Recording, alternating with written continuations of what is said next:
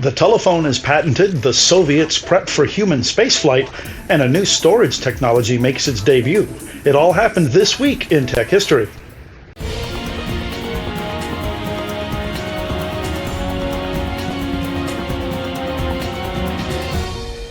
This week in 1876, Alexander Graham Bell rang up a patent for his invention, the telephone.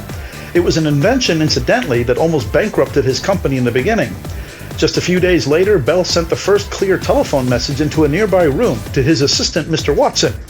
"Mr. Watson, come here, I want you," were the first words spoken into the invention that Bell had created.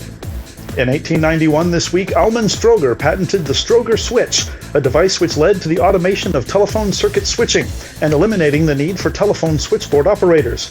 The story goes that the invention came about because Strowger, an undertaker by trade, believed that telephone calls were being routed to his competitor, who happened to be married to one of the operators. Strowger sold his patents for $1,800 to his associates, who subsequently sold them to Bell Systems in 1916 for $2.5 million.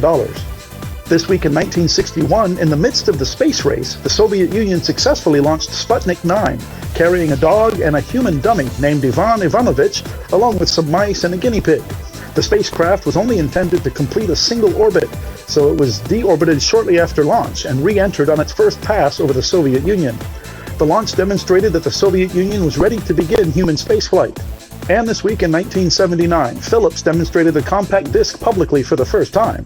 At the time of the technology's introduction to the market in 1982, a CD could store much more data than a personal computer hard disk drive, which would typically only hold about 10 megabytes. That's our look back at This Week in Tech History, brought to you by IFA in Berlin. IFA, the Global Innovations Show. Meet the official partner of the future in Berlin. Visit us online at intotomorrow.com, where you can find out how to listen to our weekly Into Tomorrow radio program and subscribe to our free podcasts. Catch you next time on This Week in Tech History.